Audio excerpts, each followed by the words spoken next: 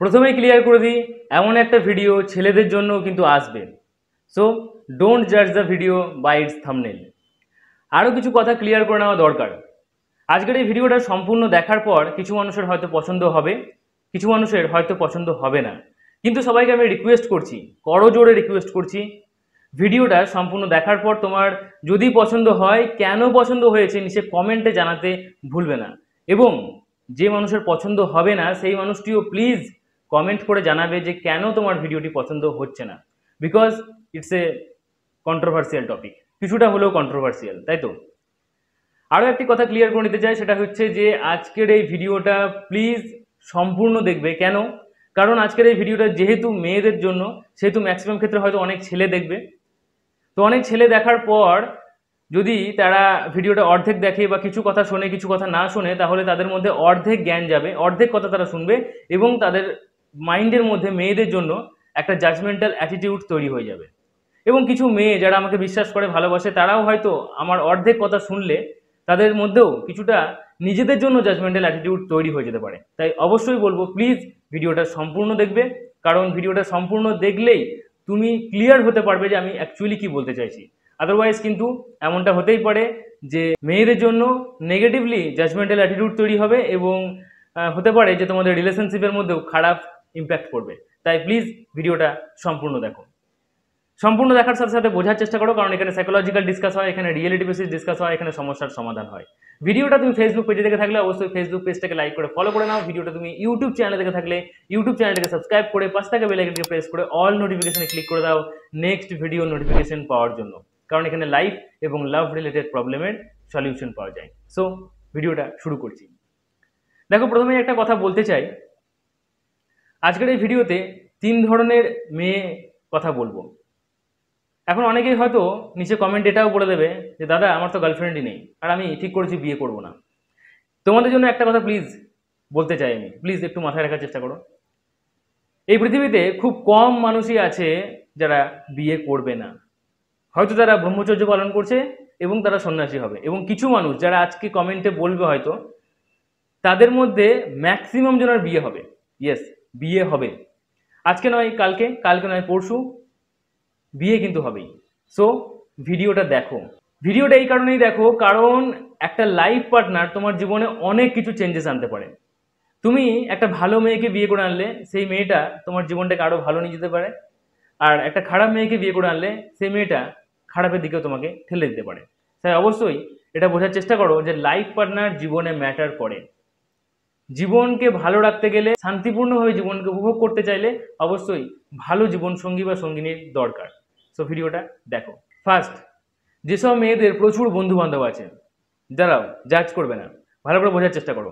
যারা স্কুল কলেজে পড়ে সেই সব মেয়েদের হয়তো বন্ধু বান্ধব থাকবে, কিন্তু এমন অনেক মেয়ে আছে যারা স্কুল কলেজে পড়েও, ঠিক আছে, আমি 24-25 বছরের মেয়েদের কথা বলছি যেহেতু তারা বিবাহযোগ্য, তো ওই সব মেয়েদের স্কুল কলেজ সব শেষ হয়ে গেছে, এখনও প্রচুর বন্ধু বান্ধবের সাথে তারা যদি মেলামেশা করে, স্পেশালি ছেলে বন্ধুর কথা আমি বলছি, তাহলে কিন্তু সেসব মেয়েদের সাথে রিলেশনে না যাওয়াই ভালো। কেন আমি তোমাকে বলি, দেখো, প্রথমত এইসব মেয়েরা ফিউচার প্ল্যানিং করতে পছন্দ করে না। এইসব মেয়েরা যেহেতু একা থাকে না, সেহেতু তারা যখন বয়ফ্রেন্ড করবে, তুমি যখন তার বয়ফ্রেন্ড হবে, তখন কিন্তু তোমার মধ্যে কোনো রকম খারাপ গুণ পেলেই সে তার কোনো না কোনো বন্ধুর সাথে কম্পেয়ার করবে, হয়তো তোমাকে বলেও দেবে, আর না হয় মনে মনে অ্যাটলিস্ট কম্পেয়ার করবে, আমার তো ওই বন্ধুটা ভালো, এর থেকে ড্রেসিং স্টাইলটা ভালো, ওর এর থেকে থিঙ্কিংটা ভালো, এ আমাকে খুব পরাধীন করে রাখে, আমাকে স্বাধীন করে রাখে, এইভাবে তার প্রচুর বন্ধুর সাথে সবসময় তোমাকে কম্পেয়ার করতেই থাকবে। অ্যাকচুয়ালি তুমি এখানে যখন তখন রিপ্লেসমেন্ট হয়ে যেতে পারো, এটা তুমি বুঝতেও পারবে না।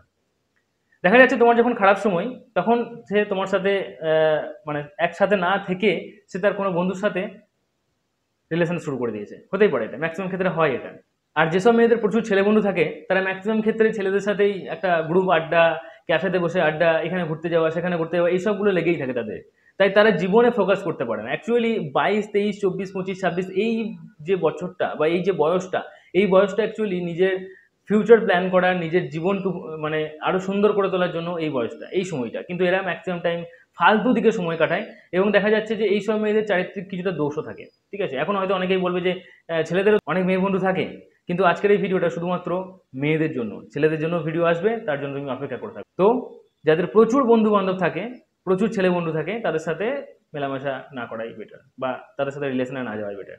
সেকেন্ড, যেসব মেয়েরা সবসময় টাকা পয়সার পেছনে ছোটে, কিছু এমন মেয়ে রয়েছে যারা নিজেকে ডেভেলপ করতে পছন্দ করে, নিজে ইন্ডিপেন্ডেন্ট হওয়ার পছন্দ করে, তো ওটা ঠিক আছে, সে নিজে ইন্ডিপেন্ডেন্ট হতে চায়। কিন্তু কিছু মেয়ে থাকে যারা নিজেকে ডেভেলপ করে না, পাস্টে এমন কিছু খারাপ কাজ করে বসে, যে কাজগুলোর জন্য তারা সারা জীবনই কথা শুনবে, তারা নিজেকে ডেভেলপই করেনি, সময়টাকে পুরো পার করে দিয়েছে। আজকে 25 বছর বয়সে এসে তারা ঠিক করছে যে আমি একটা হাই লেভেলের ছেলেকে পছন্দ করবো এবং তার ঘাড়ে বসে খাবো। কথাটা শুনতে খুব খারাপ লাগবে, কিন্তু এটাই রিয়েল, এটাই বাস্তবতা। সে এই সময় মানে নিজে ভালো থাকবে, এবং তার এখন হঠাৎ করে মাথার মধ্যে এটাও এসেছে যে আমি আমার বাবা মাকে ভালো রাখবো। বাবা মাকে ভালো রাখার জন্য সে বিয়ের আগেও 5 বছর কাজ করতে পারতো, কোনো একটা জায়গায় কাজ করে সে সেই ইনকামের টাকা দিয়ে বাবা মাকে ভালো রাখতে পারতো, কিন্তু সে করেনি।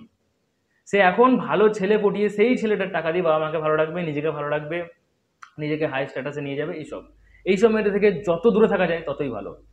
কারণ এইসব মেয়েরা হয়তো হাই ক্লাস ছেলেকে পটিয়েও নেবে এবং তাদের প্রচুর পয়সাও থাকবে, কিন্তু একটা সময়ে যদি পয়সা না থাকে, টাকা না থাকে, বা ছেলেটার কোনো একটা কারণের জন্য ছেলেটা যদি তাকে ইগনোর করতে শুরু করে না, তাহলে কিন্তু মেয়েটা অন্য কারোর দিকেও আবার চলে যাবে। সো তারা ম্যাক্সিমাম ক্ষেত্রে বেটার অপশন খুঁজতেই থাকে।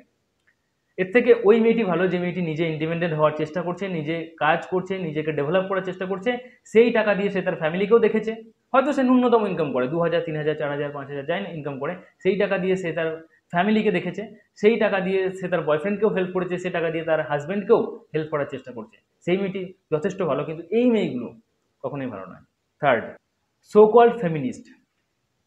হ্যাঁ, কিছু এমন মেয়ে সমাজে আছে যারা সবসময় মেয়েদের অধিকার নিয়ে কথা বলছে। এখন অনেকে বলবে যে মেয়েদের অধিকার নিয়ে কি কথা বলা উচিত নয়? অবশ্যই উচিত, অবশ্যই উচিত, কিন্তু সমাজের মধ্যে সো কল্ড ফেমিনিস্ট কিছু হয়ে গেছে। সো কল্ড ফেমিনিস্ট বলতে আমি এমন ধরনের মেয়েদের কথা বলছি যে মেয়েগুলো সবসময় এই কথাটা বলছে, ছেলে মেয়ে সমান, ছেলে মেয়ে সমান, ছেলে মেয়ে সমান। দেখো, কথাটা শুনতে খুব খারাপ লাগবে, কিন্তু ছেলে মেয়ে কখনোই সমান নয়। হ্যাঁ, এই বিষয়ে আমি একটা পার্টিকুলার ভিডিও আনবো, ঠিক আছে?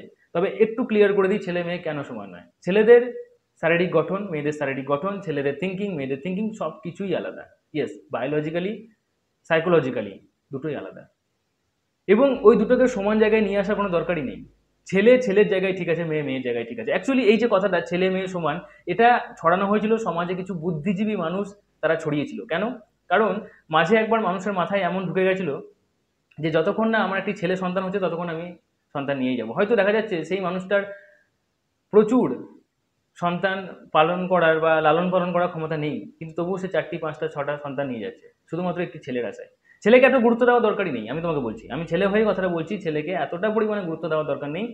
হ্যাঁ, সেই জায়গায় দেখা যাচ্ছে মেয়ের সংখ্যা প্রচুর পরিমাণে কমে যাচ্ছিল। তখন সমাজে কিছু বুদ্ধিজীবী মানুষ তারা এটা ঠিক করেছিল যে তাদের মাথায় ঢোকানো হোক বা সমাজে ছড়ানো হোক যে ছেলে মেয়ে তো সমান, ছেলেও যা করতে পারবে মেয়েও তাই করতে পারবে।